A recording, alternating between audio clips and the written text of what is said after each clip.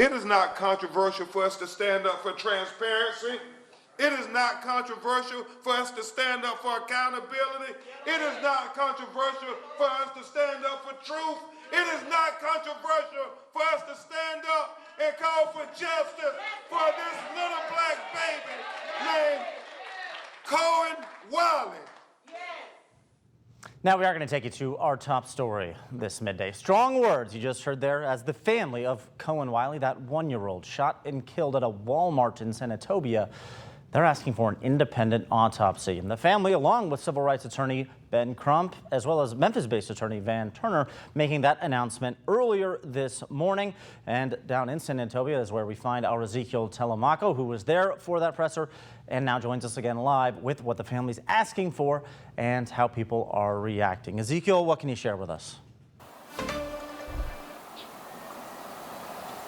Kevin, I can share with you that the family is demanding for justice, again, when it comes to who was present today. Again, both grandparents, more specifically 3 of the grandparents, 2 grandmothers and the grandfather of Kohen Wiley, as well as both of his parents, were in this press conference with, again, Ben Crump and Van Jones, advocating for that 1-year-old child that was shot and killed in Senatobia last Sunday in regard to or more specifically on June 14th in Senatobia, right off of Highway 51. But in regard to what they're asking for, more specifically, they're asking for transparency and accountability from the Senatobia Police Department and from the Mississippi Bureau of Investigation. But more specifically, during that news conference, Crump announced that an independent autopsy had already been completed, and he said that the family is hoping to have those results available before Kohen Wiley's funeral, which is scheduled for Saturday.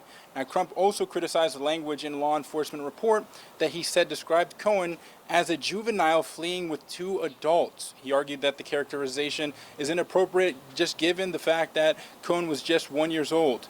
Now, Crump also pointed to what he said was evidence showing a bullet that traveled through the side of a window of a vehicle. He claimed that that fact supports the family's position that the vehicle was not being driven towards the officer when the shots were fired. Now, the Mississippi Bureau of Investigation had previously stated that an officer had fired at the vehicle that he was driving in the officer's direction. Now, despite that, the family and its attorneys continue to dispute that account. A lot of the civil rights organizations understand that they are going to try to make it seem as that they had to shoot, that this was a life or death situation, because God forgive them if they shot into a moving vehicle that did not put them in harm's way over an alleged shoplifting of a box of diapers. I am hurt. I am devastated. I want answers. I want justice for that baby.